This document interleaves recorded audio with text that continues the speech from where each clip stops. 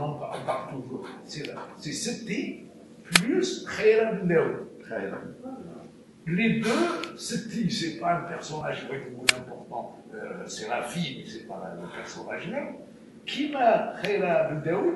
Khaira Ben Daoud, souvent les gens se trompent comme pour le Ben Daoud de musicien. C'est ça. C'est pas des Ben Daoud biologiques. Ce sont des gens trabbins, ou des Ben Daoud. Et pas le vrai colonel du Ben Daoud. Parce que le colonel, il a eu un frère. Et le frère, il est un d'ailleurs, il n'avait pas d'enfant. Et ouais, tour à tour, il a élevé des enfants. Celui qui est un musicien qui est actuellement à Paris en tant qu'avocat. Et puis, il y a Khaira Ben Daoud, qui n'ont rien à voir biologiquement avec le Ben Daoud. Il y a une autre confusion avec les Ben Daoud. Souvent, par exemple, Ben Daoud, des gens font un mélange terrible.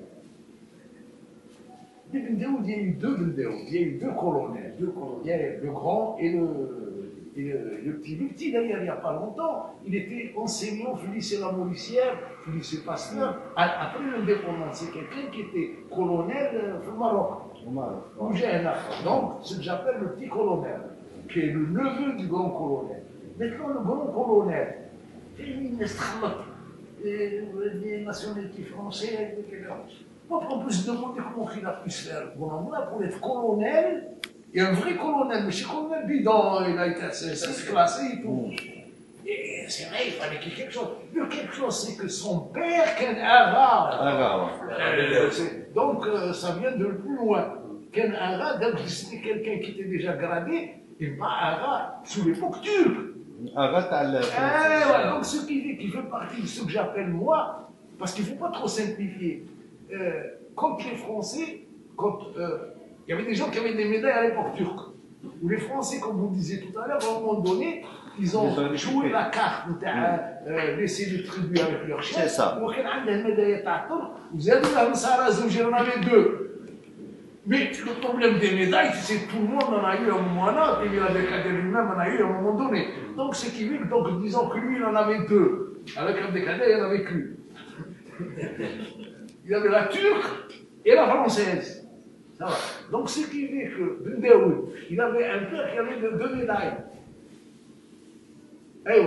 Et non seulement qu'il avait deux médailles, mais il était allié à des gens dont les pères et les grands-pères avaient déjà des médailles, parce que c'est des gens-là qui sont dans le Makhzen turc depuis que les Turcs se sont installés, depuis Bouchlerm. Parce que pourquoi Oran, pour moi, c'est très important, plus qu'ailleurs. Parce que c'est le front, la Renaissance de 14, etc. C'est que la Renaissance, c'est quoi? C'est contre les schématiques, vous m'excusez, hein, contre les Européens, je dis les Européens, ceux qu'on entend nous par Européens, ils se sont réveillés pour conquérir le monde. Conquérir le monde, c'est aller vers l'Amérique et éventuellement à l'Est, c'est-à-dire vers l'Inde, etc. Mais là, la route leur était barrée parce qu'il y avait une grande puissance qui était les Turcs. Mais n'empêche qu'ils se sont essayés, les Espagnols, ils se sont essayés, et ils se sont arrêtés à Oran. Parce qu'Oran, c'était le front entre deux très grandes puissances à l'époque, les Occidentaux représentés par les Espagnols, et les Orientaux, les musulmans, on appelle, représentés par les Turcs. Et c'était un front qui a duré 2 ou 3 siècles, où les gens, et nous sommes là, et c'est même biologiquement, nous avions des aïeux qui sont là. C'est comme, ça vaut le coup de savoir qu'est-ce qui s'est passé ici. Ça s'est pas passé, il y a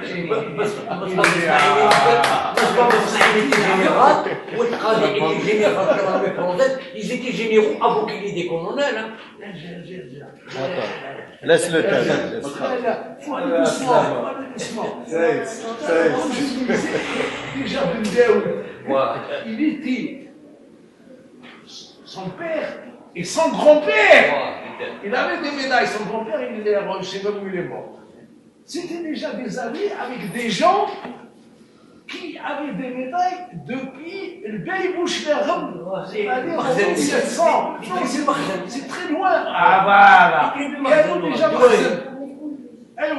Makhzen pratiquement de père, parce que Les Turcs, c'est quelque chose de curieux. C'est une espèce de démocratie, démocratie militaire. C'est-à-dire, c'était pas héréditaire, mais ça, c'est celui qui faisait le coup d'État. Mais n'empêche que, ça, je l'appelle comme ça. Mais au niveau des Belges, c'est-à-dire les représentants locaux qui n'étaient pas nombreux, il y avait Alger au moins, enfin, le truc.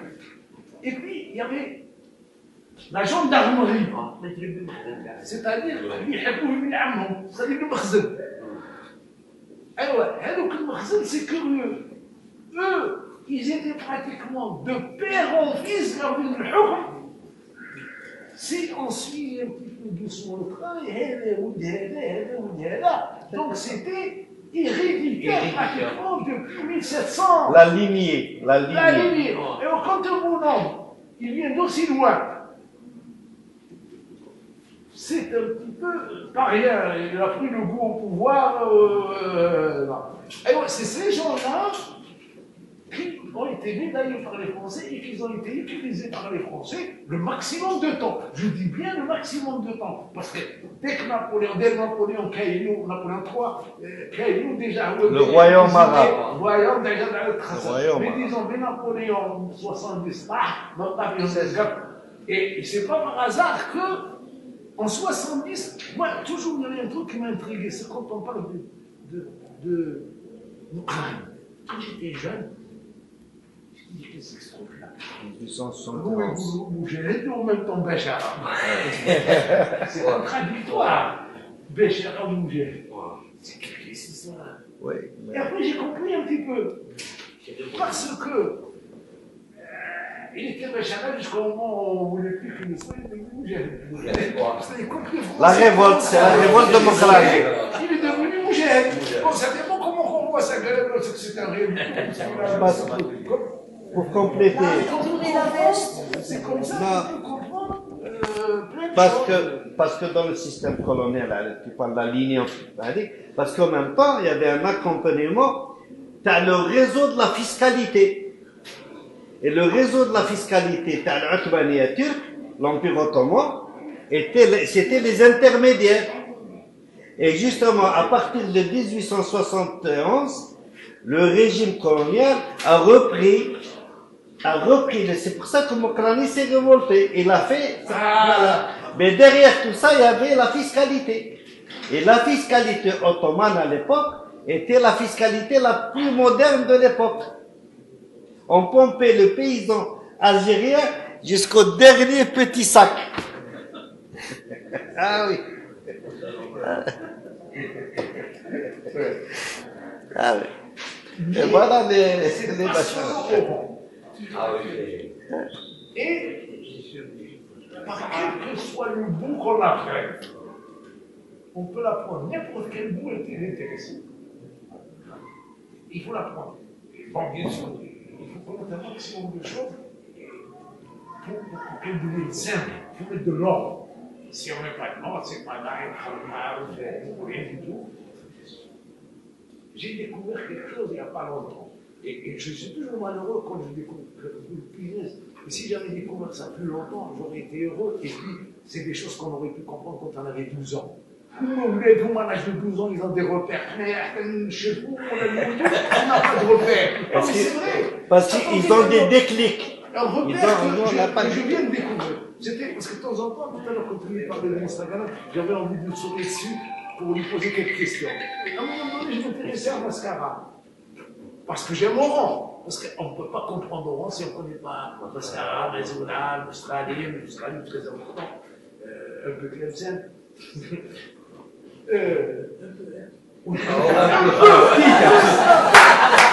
peu, contrairement à ce que je crois. Un peu. Déjà qu'il peut l'atteindre. Les gens se trompent. أنا بروحي كنت صغير كنت نغلط. إنسانيين زيين كيما هو. قاريين. Et en plus de moi, ils se disent turcs. Qu'est-ce que tu veux de plus? Ça veut dire, on est. Voilà. Bon, la race. on peut facilement développer un complexe.